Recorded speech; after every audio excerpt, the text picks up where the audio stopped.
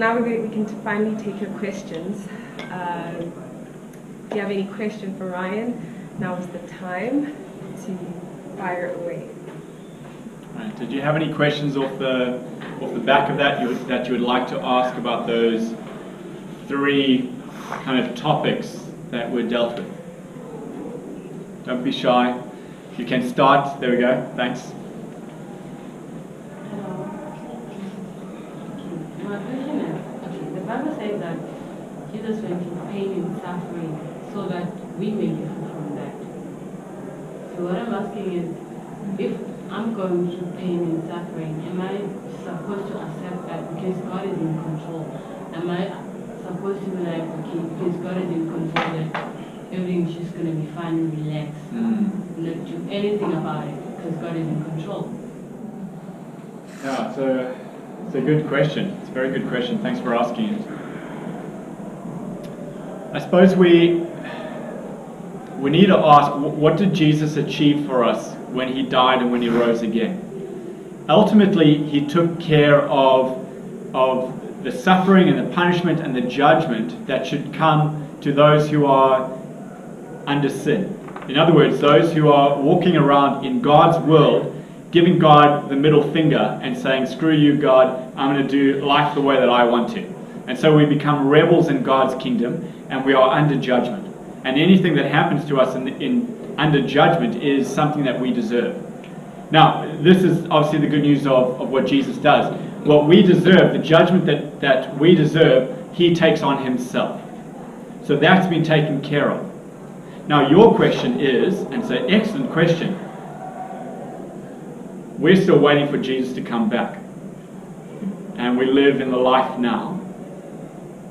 And we might be going, does the fact that Jesus died, taking the punishment, some of the suffering that I deserve, does that now mean that I should expect that there won't be pain and suffering in this life now if I'm trusting in Jesus? And if I can be direct and blunt here, and this might not make me popular with you, there are many Christians who would say that if we are trusting in Jesus, then it should mean that we should have a healthy, totally suffering-free life now. The problem is, the verses that they use to justify that are often used outside of context.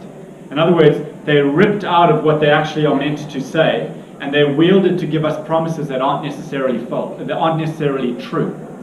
In contrast, again and again in the Bible, we are told not to expect that life will be easy right now if we are trusting in Jesus.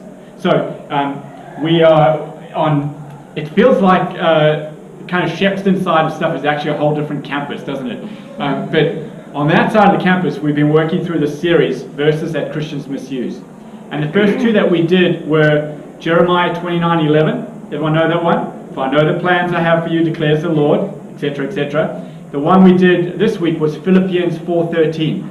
I can do all things or everything through him or Christ who strengthens me. And I'm busy working through Philippians, preparing for this sermon on Wednesday. And I get to this passage. Listen, hold on to your chair here, okay? This is hectic.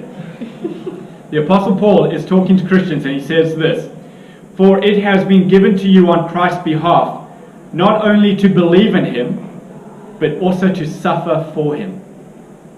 And you're like, wow. The PR department didn't get through to the Apostle Paul. The public relations department, the marketing department, they didn't get through to the Apostle Paul. Because if they did, they would have gone, hold on, Paul, stop that. Because if you put in here that following Jesus is going to be difficult, people are going to go, oh, I don't want to follow Jesus then. But for Paul, he thinks that following Jesus means that not only is all the things on this side of death taken care of, but actually it gives you even a better life right now.